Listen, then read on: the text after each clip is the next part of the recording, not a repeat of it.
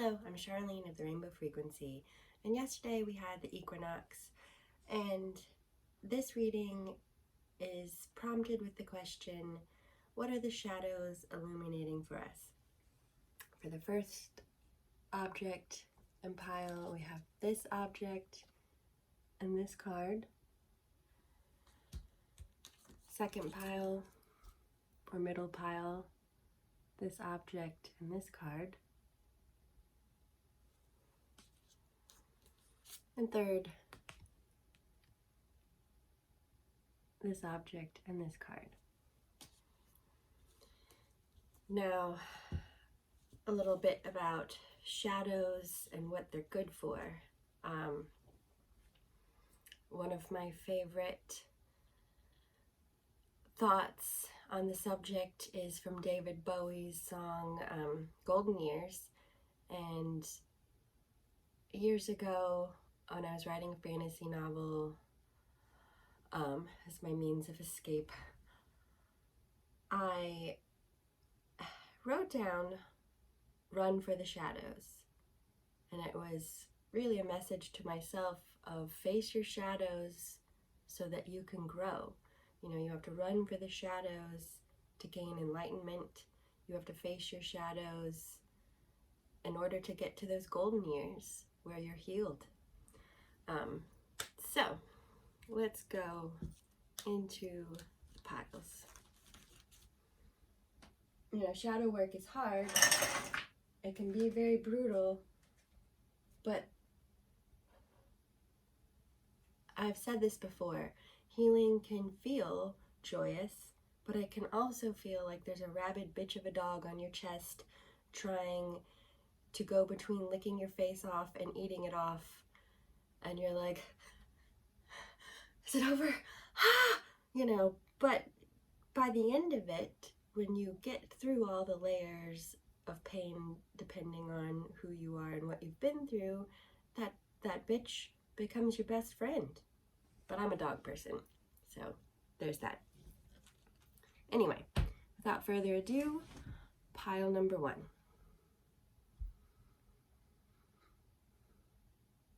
This, I will also stop myself and say, yesterday I did a live reading for this, and then it didn't get uploaded. Mercury, retrograde, fun, the shadow.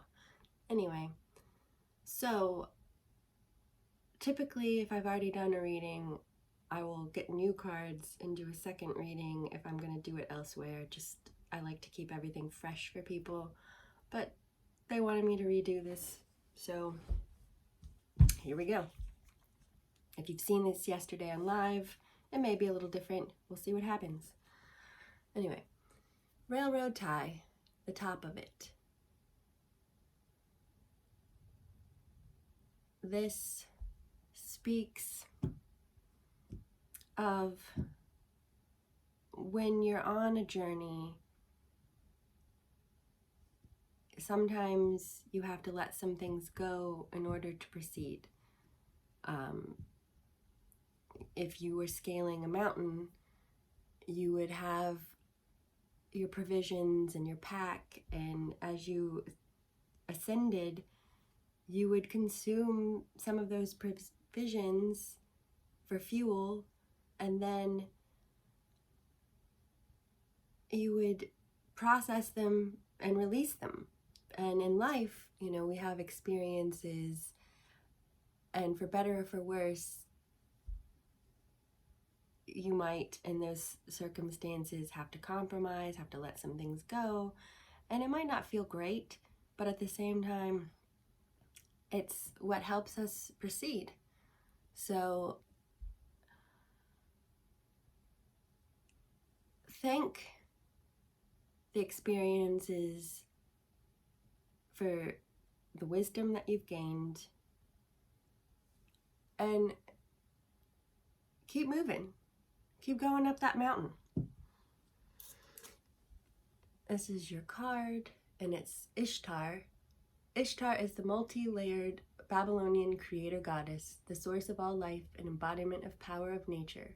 She is the giver of plenty, a lawgiver, a judge. the goddess of time, as well as the goddess of both love and war. Her name means giver of light and derives from her role as the Queen of Heaven. She is the planet Venus as both morning and evening star, and her girdle is the zodiacal belt. Ishtar descends to the underworld and restores vegetation god Tammuz to life and thus restores fertility to the earth. As she descends, she removes a veil at each gate. While she is underground, all life on earth is depressed and nothing comes to life. Ishtar is a multifaceted, powerful symbol of a forthright mode of being that is unafraid to venture into the depths of the underworld. She represents the creative feminine, active and strong. That removal of the veil could be read as things that you sacrifice in order to proceed. Oh, flip them over. There we go. I told myself what to do. All right, here we go. Your tarot card, the King of Swords, with the symbol of Saturn above their head. So, this denotes someone who has really been through it. It has been trials and tribulations of getting their head on straight. A lot of releasing stories that aren't their storylines to move forward on, releasing behavior patterns, belief systems, relationships perhaps, just a lot in the mental plane that you've really had to trudge through and get yourself to this place. And it's been hard. Saturn, as a Capricorn, I love Saturn, but it isn't the easiest energy to be in. It's stern, it's hard work, it's learning discipline, it's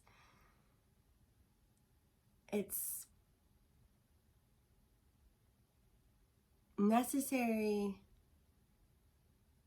for achievement's sake, but not an easy task.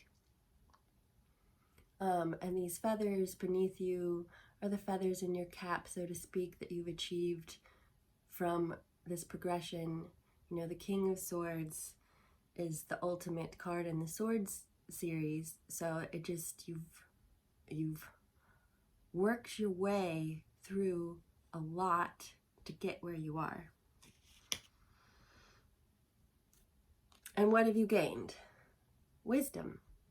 Again, swords are the mental plane, and in order to get here, that crown on their head, it's that wisdom. And you see the trees in the background. It's speaking of, through learning to ground yourself and have discernment to know what was real that needed to be feared, what wasn't, what you should listen to, what you shouldn't listen to. It's through being grounded. And these right here to me speak of that communication that plants and insects have between one another. Science has shown us that they communicate through vibrational methods, and that's you being grounded and tapped in to the communication that is around you, in your environment, and then spirit, your ancestors, your guides. It's you really connecting within and to the world around you to have such grace and discernment. Then we have the effigy. 43 adds to 7. 7 is that it's considered a lucky number. And why? Because it's linked to the divine. I mean, we could argue that all numbers are, but it's that connection to spirit. It's that going through your past and healing and in not having those ghosts haunting you, but they're your allies. To me, this looks like this spirit wants to hug you, and it has those tree arms. So you've been through a lot, but you've gained a lot, and you've put a lot to rest. So, that saying, we're never truly alone. We're not. Then we have the black cat.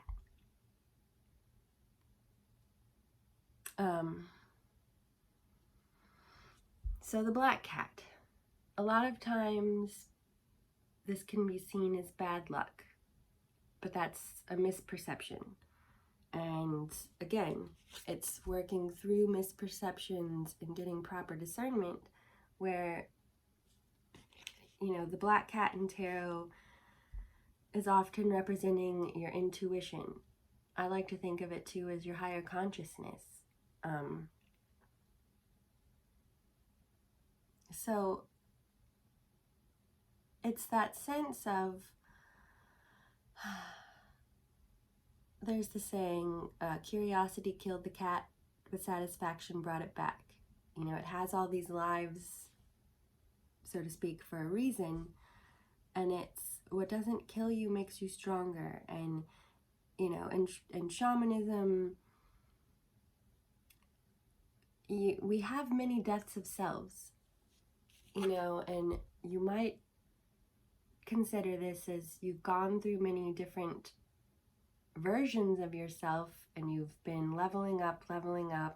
So you have to let stuff go to the past, let it stay there, thank it, and move forward with wisdom, but you leave it behind. What doesn't kill you makes you stronger. You keep going with that intelligence, that prowess, and you keep moving up that mountain.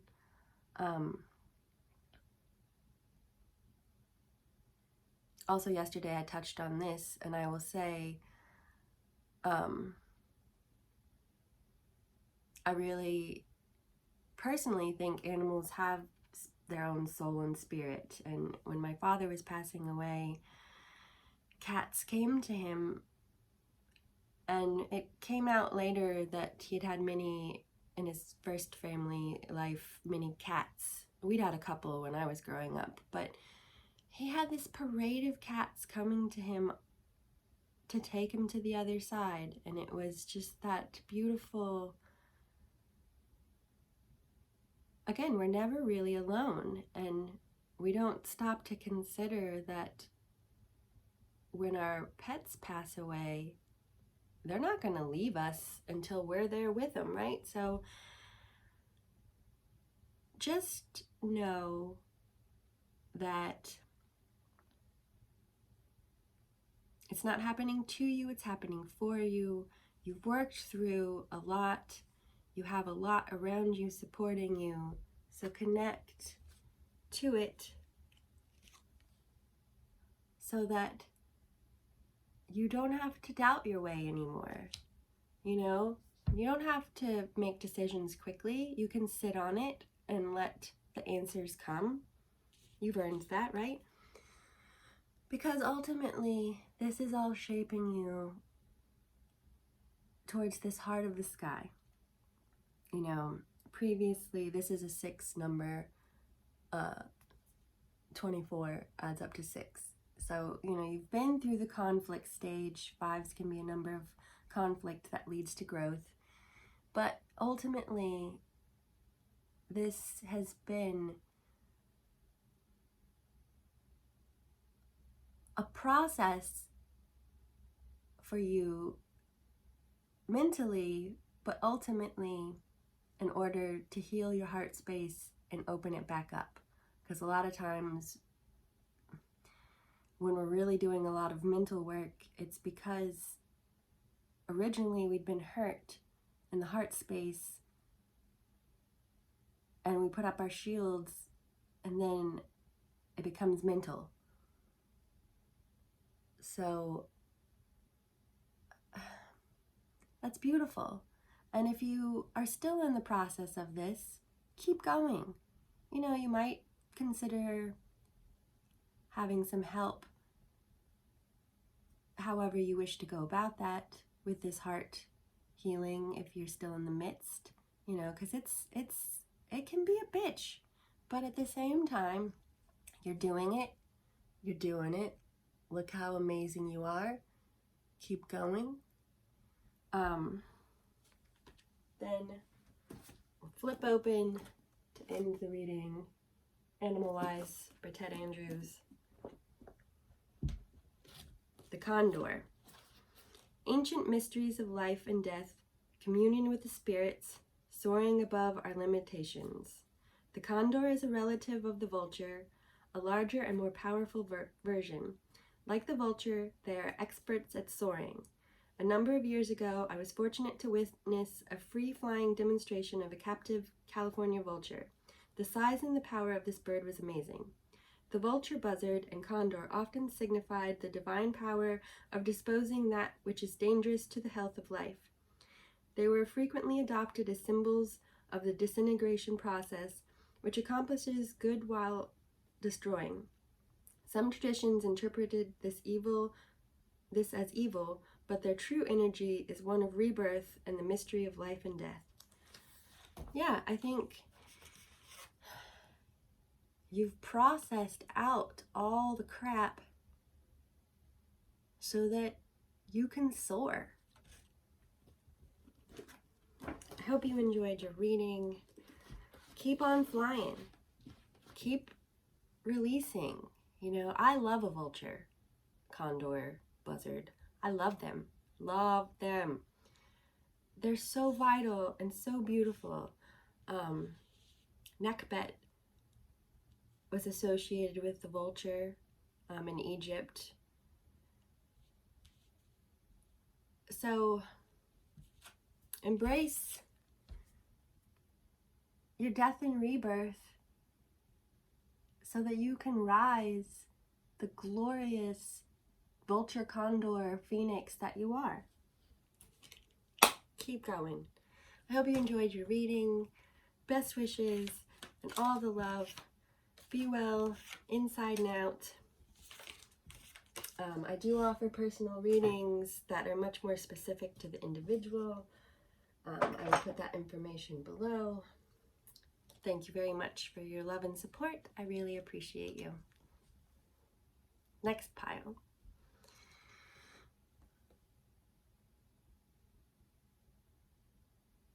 I didn't say this earlier, but all of these objects I found out adventuring in nature.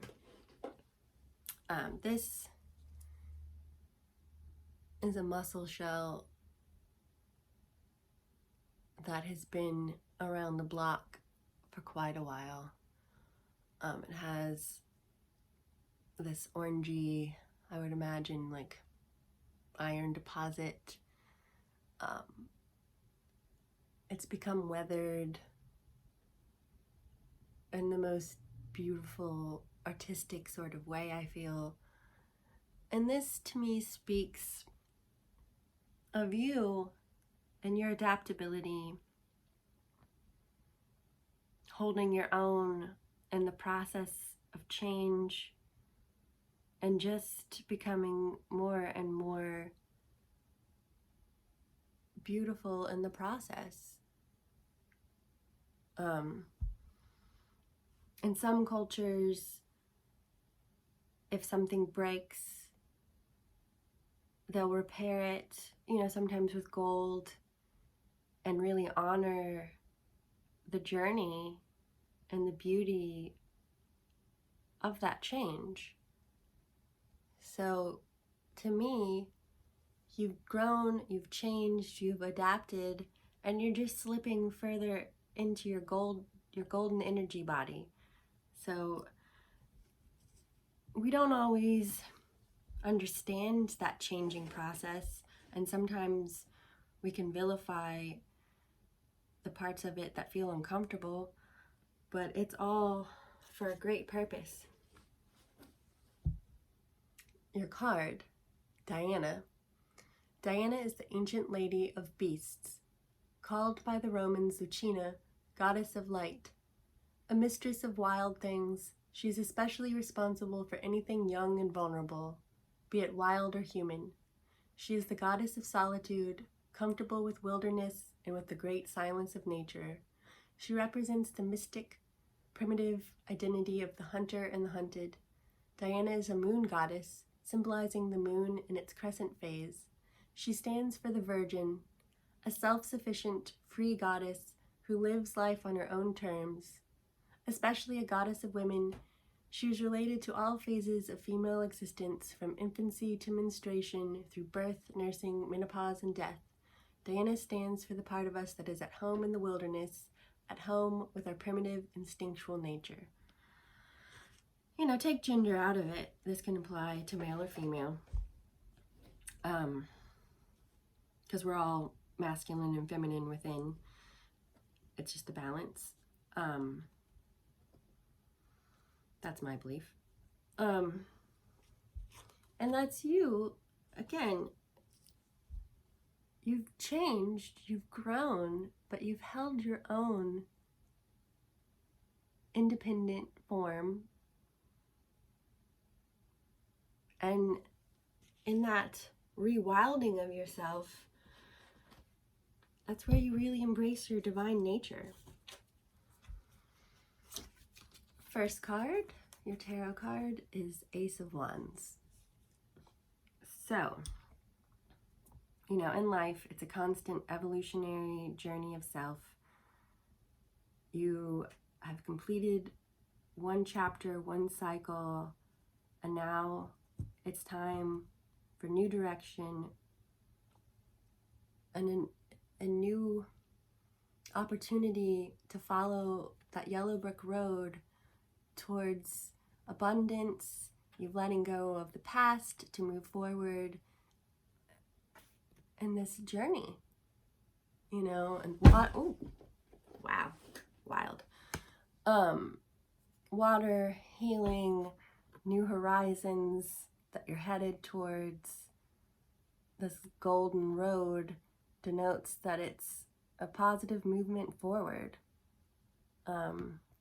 These daffodils, they have great symbolism as well. You might look that up. But it's that renewal and spring, refreshed. So go forward on your beautiful journey.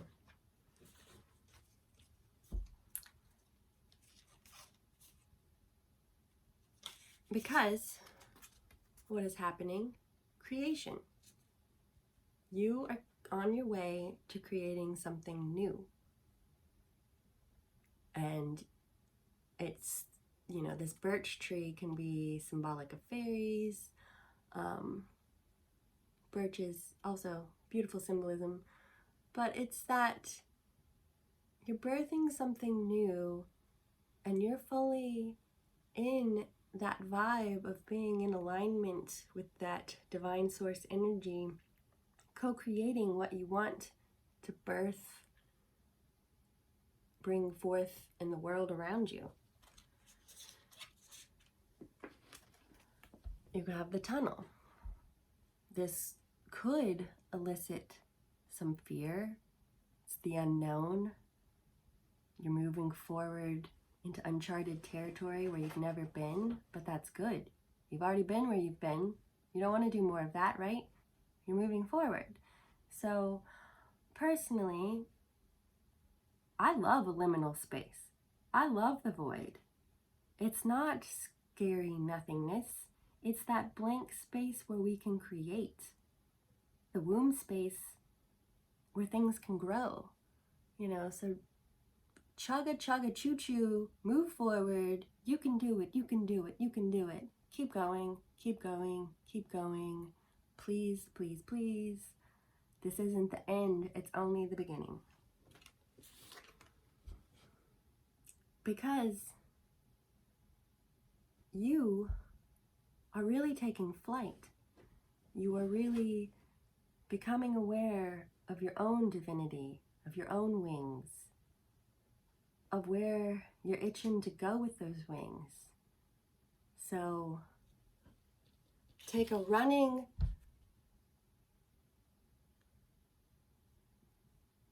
start into this tunnel, and you will find that it takes you aloft beautifully. Because then we have the Rainmaker, and this is someone who heals themselves, nurtures themselves, but also the environment around them. You know, it's a beautiful energy. You can see those wings around you. It's a healing, beautiful, supportive energy that is noble. So just keep on keeping on, because this is who you're meant to be, the Rainmaker. I mean, amongst many other things, I'm sure, but rain nourishes and heals and is vital. That applies to you. Now we'll go to wrap it up.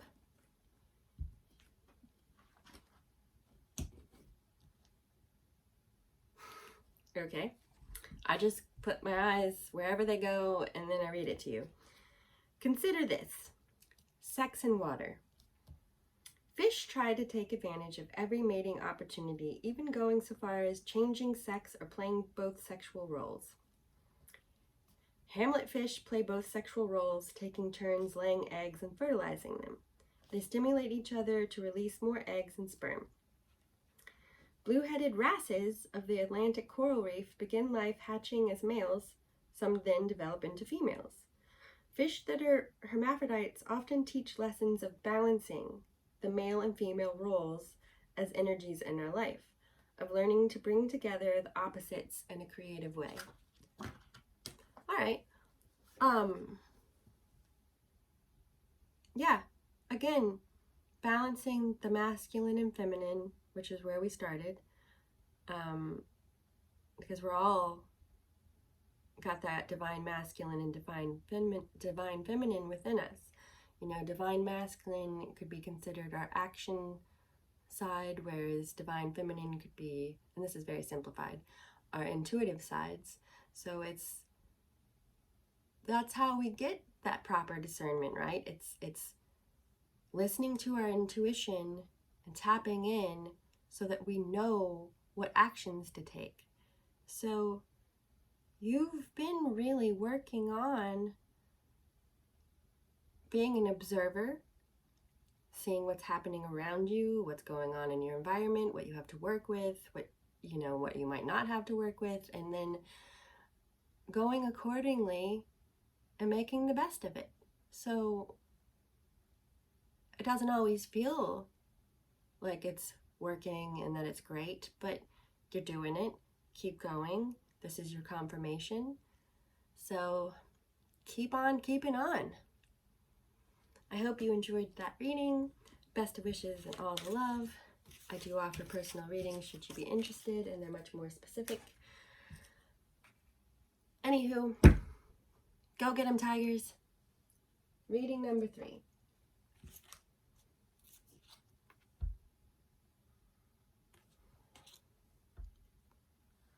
This bit of twig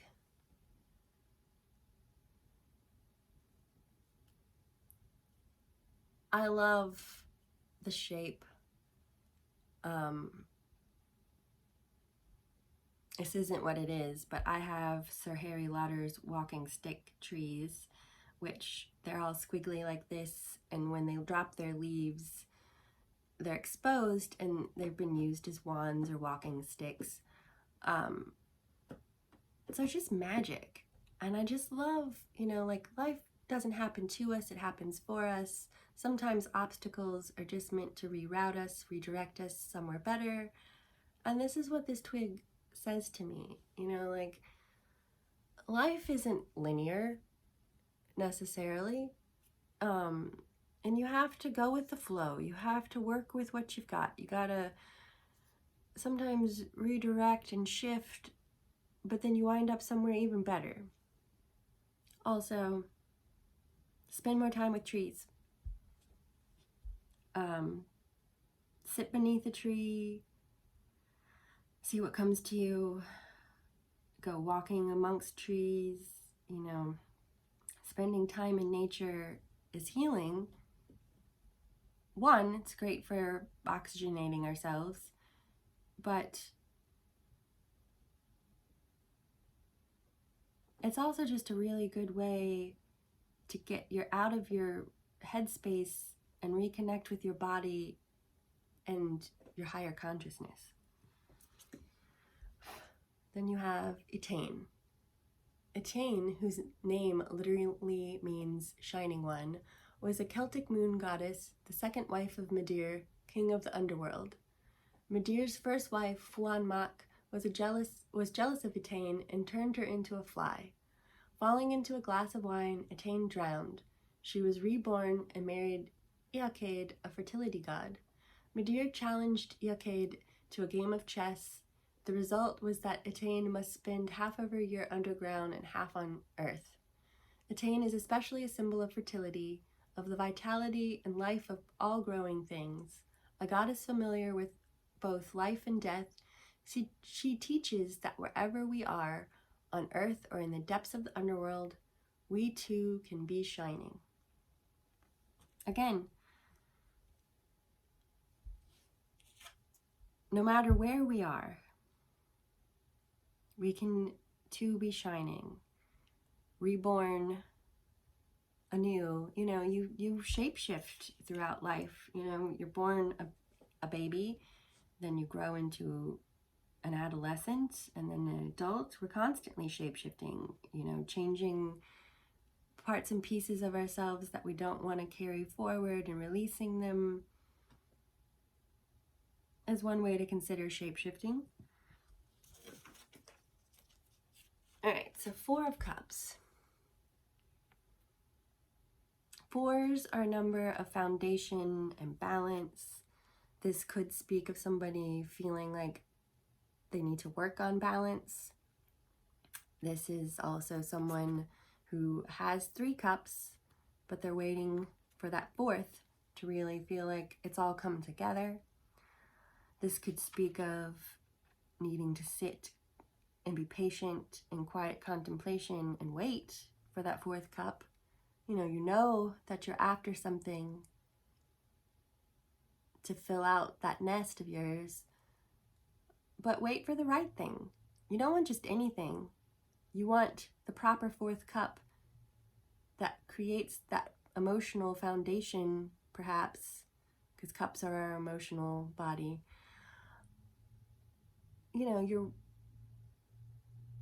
You're waiting for that proper divine timing, perhaps.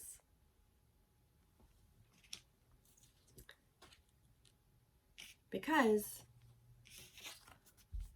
what is in this cup? It has to do with your abundance. An abundance could be physical, material wealth, right? Or it could be internal, how we value ourselves.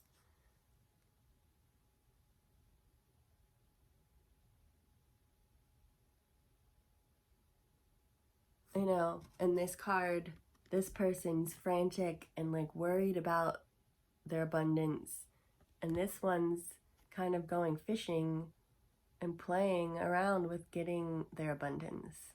So don't come at it from a space of lack. Come at it from a space of, I'm waiting for what will best fill that cup with joy.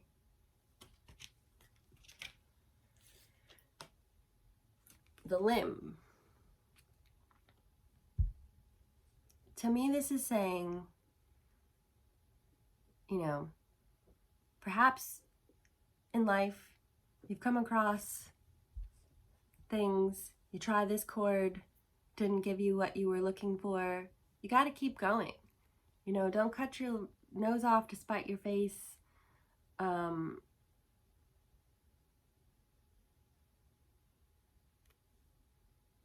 It's not always about sacrificing to move ahead, perhaps.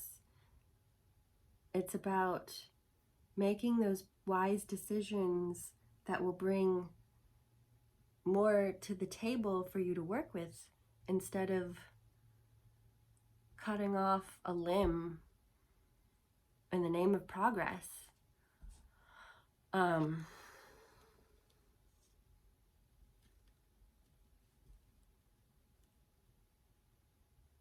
Again, you know, this energy is fraught with anxiety and worry, whereas this is your inner child going at it from a place of fun and gaining because they're secure.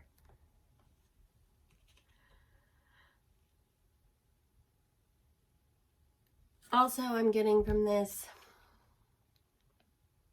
go out on a limb and try new things. You know, like, again, we're releasing the past.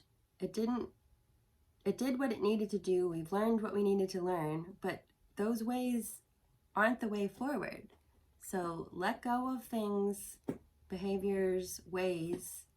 You know, you're changing up patterns. So keep going forward with things that will bring joy to your cup and aid you on your journey instead of hindering you, but also keep your mind open and try new things, ways, methods. Be creative. You know, you're evolving into the best version of yourself every day. So there's a chance to discover something new about yourself, about your gifts, your abilities every day as well. The spider, it speaks of connectivity, you know, that web of life. A spider, literally on their web, is sitting there as the observer, feeling the vibrations so that it knows who is where and where the opportunity lies. They're writers, storytellers,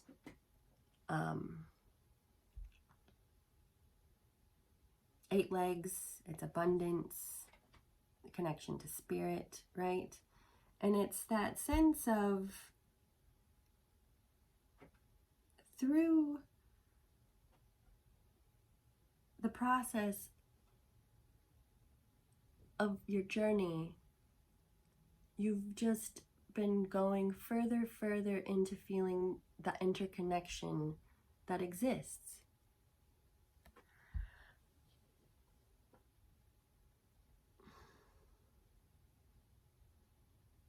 You know, it's just that, and I'll go back to what I had said in the second pile, it's that beautiful, like, once I read that in nature, plants can communicate amongst themselves, even with insects. Like if there's a pest on a plant, they can communicate so that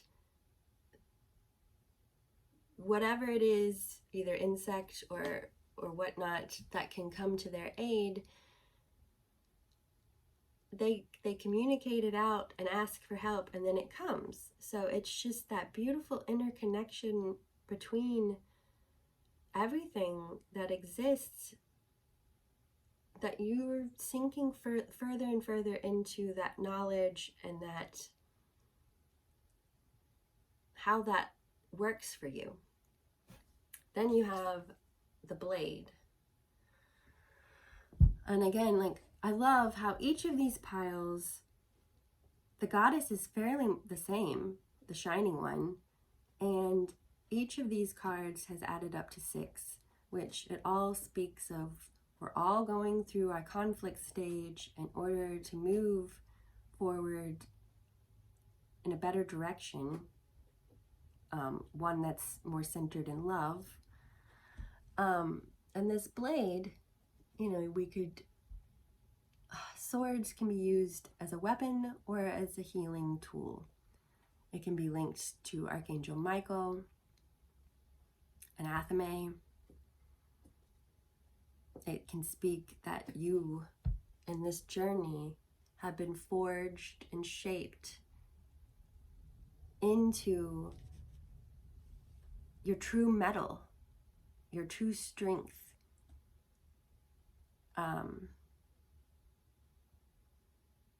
You know, again, the swords can be considered the mental plane. So it's been growing and shaping you, mind, body, and spirit.